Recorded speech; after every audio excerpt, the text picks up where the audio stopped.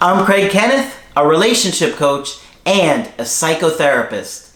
Every relationship is different and every breakup is different. Work with me and you'll get professional help on your situation.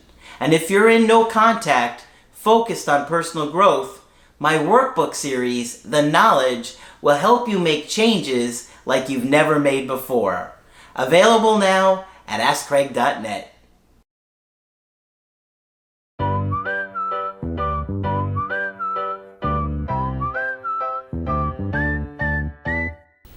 Hi there, I'm Coach Kenneth, and in this video I'm going to be talking to you about major signs your ex is hurting. So when you're going through a breakup, a lot of times you feel like your ex doesn't care. A lot of times you start to question the relationship and if they ever cared about you. Then you start telling the story to your friends and your family, and they start saying bad things like that, or bad-mouthing your ex, putting them down, insulting them, telling you move on, forget about them, they don't care about you, they don't love you, etc., etc. It can be really difficult to not feel understood by your friends and your family when you're evaluating your relationship and your breakup, and a lot of times you're really looking at all the mistakes you made. How many times do you sit there in a day and think about, oh, I did this thing wrong. Oh, that reminds me of the time I did that and it caused a big fight, and they complained about it, or they told me they wanted me to change these things and they didn't. So it gets overwhelming and you start to beat yourself up. Then you got people around you saying, they don't care about you, move on. Then you start to see your ex's really cold behavior, because exes are very cold after a breakup. Especially, typically around those first 3 months or so, they're extremely cold, but it also depends upon how much you've pushed. The more you push and beg and try and change their mind, the more they're going to put the walls up, the colder they're going to get. Now, there are other factors in that too as well, of course. Their mental health, their attachment issues, if they had been feeling neglected for you for a long time and they begged you to change and you didn't. All kinds of things are going to affect why your ex is going to be a certain way over another. But let me tell you something. I've been doing this for a very long time now, and I can tell you that exes are not going to give you the full picture. They're going to hide things. They're going to deny things. They're going to keep their walls up because they know you're going to try and change their mind. If they acknowledge some of the things that you're trying to say, like, oh, well, you told me last week you loved me. Well, they know it's true. But if you try and manipulate them, well, you told me you were going to love me forever. Now what happened? That was just last month. They're just going to get more and more guarded, and they're going to push you away even further. But I can tell you that there is a lot of emotions going on with your ex. Far more than they're going to show you or ever admit. In fact, the only time they generally kind of tell you everything is when they start coming back and they're afraid of losing you and they start to open up and vomit their feelings at you. You can bet your ex is going to be cold and not show you that they're hurting. Sometimes they do, but in the most cases, they don't. They keep those things to themselves. And I have a really good email coaching today that is going to show a lot of the signs and a lot of the things that slowly start to happen with your ex, especially if you've followed my instructions and not reached out to them. If you send a clean slate message or a good reminder text or a handwritten letter, you're not going to get these same kinds of results, because all of that is weak behavior. I don't know why these other coaches don't understand that all of those behaviors generally make the situation worse. And it's baffling to me because week after week, when somebody says they've tried those things, generally they get ignored or it makes it worse. Sometimes it makes your ex angry. So let me get into this email coaching today. This one's going to be really helpful to you. And guys, for those of you that are focused on personal growth and no contact, go look at my creative healing course and my workbooks. It's all centered around personal growth. Many people just watch no contact videos, and you know who you are. But that isn't going to really prepare you to get your ex back and keep them. You have to remember the relationship didn't work for a reason. And unless things change, unless major changes are made within you, in the system with them, your ability to communicate, and all the things that we talk about with mental health and attachment issues, it's going to wind up in another breakup. So please stay motivated, okay? All right, so this email was a good one. You're going to see a lot of signs that your ex would be hurting behind the scenes here. Okay, so this is a guy in his early 30s, and he was dating a woman in her late 20s for a couple of years. They said, "Hi, Coach Craig. I've been watching your channel for several months, and I can honestly say you have changed my life." Well, thank you so much. We hear that a lot, and we always appreciate it, honestly.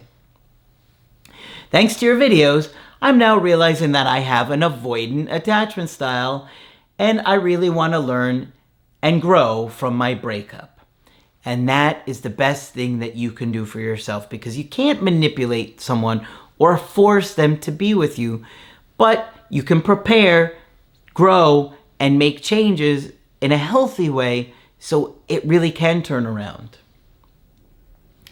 "I'm embarrassed by my behavior in my relationship, and I'm absolutely committed to change. I am doing your creative healing course every day, and honestly, it's the only thing helping me through my breakup." Well, thank you so much for those kind words.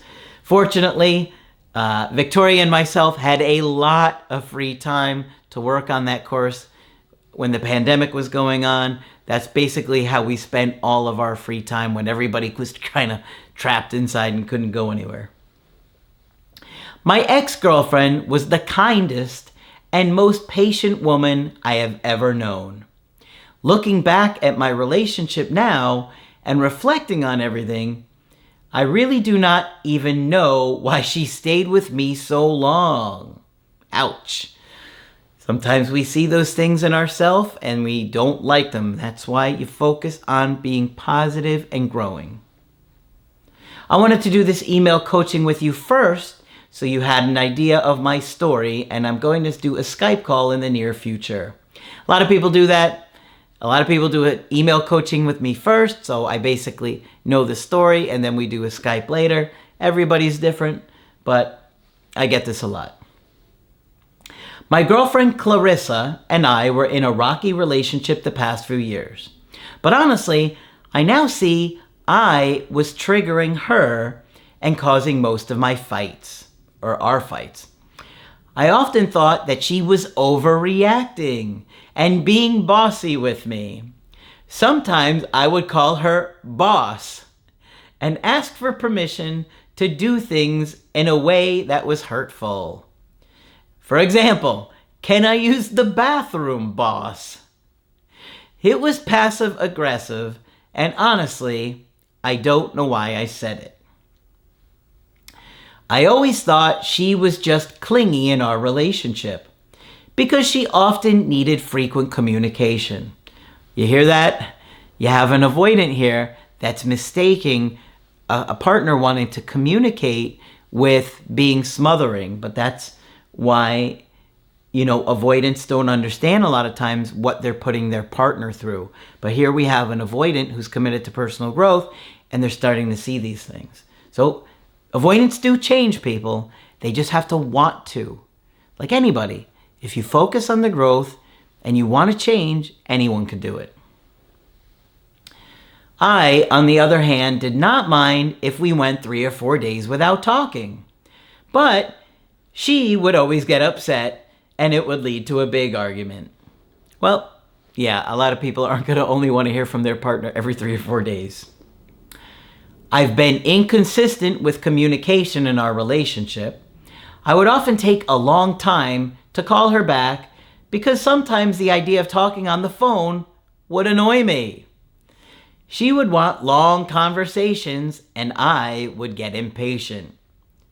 So you can hear the anxious avoidant trap going on in this already. Little things, all these little things going on already. I would get so irritated that I would break up with her out of anger and frustration. At the time, I did mean it and would think we were not right for each other. None of our mini breakups lasted more than a few days. I think the most was 5.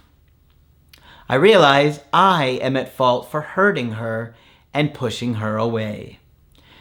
You see he's starting to own this. He's starting to really see things more clearly now that he's realizing how his avoidant behavior has really affected her. By the end of summer, she got fed up with me. I had been particularly cold and acting annoyed by her. I don't know why. I love her, but I was just irritated by how often she wanted to stay in contact. Well, you can see the anxious avoidant trap all the way through this entire connection and relationship, right? She said she wanted to break up, that she thought I wasn't into the relationship enough and wanted someone better for her. I mean, honestly, could you blame this woman? Think about it. Think about everything that he said so far. She's right. He hasn't looked like he was in the relationship. He didn't want to communicate. He was breaking up with her often over small things, getting irritated and annoyed just because she wanted to connect with him. At the time, I actually agreed and said she deserved better. I felt comfortable with the breakup at first. I was actually relieved. See, this is what we talk about in the Stages of No Contact video. I saw a few months later that she was going on dates with someone. She had posted a few stories on social media. I got scared. I reached out and asked if she had started dating. She started seeing someone for some reason and had pushed herself to do so. She said, "When you told me to go date other people, it hurt, and that she decided I was right." All right, so apparently he said, you should date other people, and she got so upset, she said, okay, you know what? You're right. And now he doesn't like it. This happens all the time. Obviously, I got upset and overreacted. I started yelling at her, insulting her for moving on, and saying she isn't loyal. Meanwhile, this guy wasn't even really loyal to her in the relationship. Now, I'm not saying he's cheated or done anything like that, but he wasn't really loyal to the connection and the commitment and, communicating with her. In those ways, that's loyalty, showing that he cares about her. No, he would break up with her on a whim because he was feeling smothered. Okay? She was furious. She said she was more loyal than I deserved. Hard to disagree. That I had been so selfish with her, I didn't deserve loyalty. That I only cared about myself. And at the time, I didn't see it. She told me that I was selfish and rude, that my behavior made her anxious and traumatized, that she was in therapy to help her heal, and that she still cries about me as she thought I was the one. Okay, look at this. Look at what's going on here. Do you see it? Despite how much he hurt this woman, look at what she's saying. She's in therapy, she's traumatized, she's anxious, she's trying to heal, and she's crying because she thought he was the one. That's a big sign of her hurting right here, right? We're talking about signs, major signs your ex is hurting. This is one right here. I asked her if she still loved me, and she said it doesn't matter. She wanted better, but I could hear her crying. There we have it, another sign. She's trying to hide it, but she's hurting. Later that day, she blocked me on all social media. Another sign. Of course, I made every mistake, calling her, texting her, and I even emailed her. She replied to a text saying, "Why are you upset? This is what you wanted!" Exclamation point. I'm giving you what you want! Exclamation point. Anyone disagree with this? She's right. Nothing but truth coming out of her mouth right now. You told me to move on and start dating. She then said to please leave her alone, that she was going to try and be happy again. I discovered your channel and implemented no contact. I decided I wanted to be the best version of myself and started the Creative Healing course, which I absolutely love. I do it every day, and on the days I'm anxious, I spend extra time on it. I didn't think she would ever reach out, but I knew the only responsible thing to do was to prepare, like you always say. I noticed she had blocked and unblocked me several times the next few weeks and months. Okay, here's another sign that she's hurting, blocking and unblocking like that. You don't really do that for no reason. But I didn't do anything. I just kept focusing on healing. A few weeks ago, she asked me how I was doing. We talked about her family, job, and general updates on her life. She told me all kinds of things, like we hadn't broken up. Okay, here's another sign, right? What do I tell you guys happens a lot of times? Your ex looks for a reason to reach out. You gotta play it cool. That's what he did. Now she's opening up and telling him all kinds of things about her life. She even said she had broken up with the guy she was seeing. She said he was a nice guy, but it didn't feel the same. It's another sign. She's not really over him, dating new people, but it doesn't feel right. It doesn't feel the same. I replied with a short update on how I'm doing, wished her well, and said if she needs anything, I'm here. Unexpectedly, about a week or so later, she unblocked me on everything, requested to follow me on Instagram, and started liking a few new pictures I had posted. All right, we see 3 signs right here: unblocking him, following him, and liking some of his pictures. All good signs.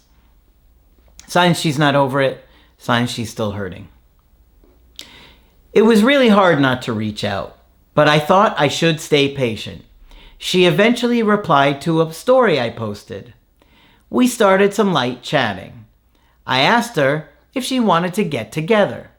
She said she would think about it, that she did miss me, but was reluctant, that she was nervous that I would still be the same.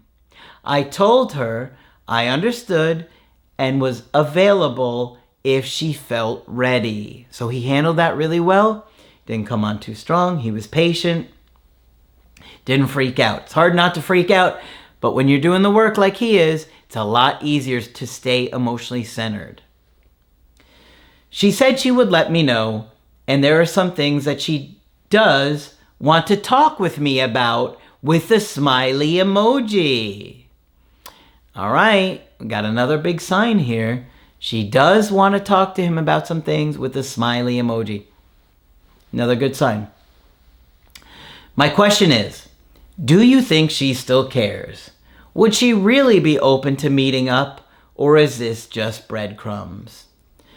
Well, it seems to me like she would definitely meet up with you at some point. She probably isn't ready yet, but we have a lot of good signs here.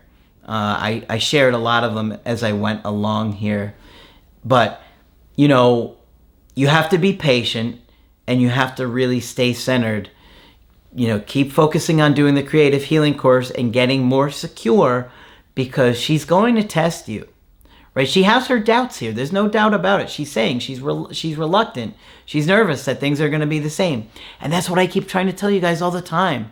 If you don't focus on truly healing your attachment issues and being a better partner, your ex, when they come back, they're going to see right through it, and you're going to be exactly where you are again. But you're going to feel worse next time because you're going to say, I wish I had worked on myself. I wish I had over-prepared. That's the biggest complaint I hear from people a lot of times. They come back when they didn't do the work, and now they're broken up with again. Yeah, I do think she's open to meeting up, and I don't think this is breadcrumbs at all. I think this is a woman that's afraid to open up to you again. You've heard her many times. You kept breaking up with her. You were neglecting her.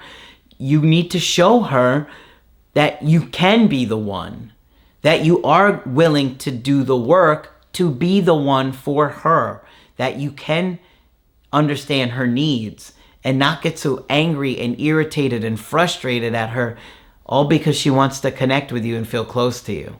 So yeah, I think that she is hurting. I think that she still cares, and I think she will meet up with you. And obviously, when we do our Skype, we can get into all the details of what's going on and go into all the details that we can't get into in just an email coaching. But I think you have a really good chance at turning this around, and stay motivated, right? Just because if she gets a little bit cold or backs off here, don't slow down on the personal growth. That's what many people do wrong after a breakup. But if you stay motivated, I think you're going to get a good shot at turning this around. Your ex is probably hurting behind the scenes a lot more than they're going to let you know or let on. Trust me, I hear it from the exes all the time. And I talk to dumpers too. Dumpers open up. So stay focused on personal growth. And of course, if you want to get my help personally, you could do that on my website, askcraig.net. I do email coaching and I do Skype. Of course, you can get my knowledge workbooks and creative healing course only on my website. But that's it for this video. I'm Coach Craig Kenneth, and I will talk with you soon.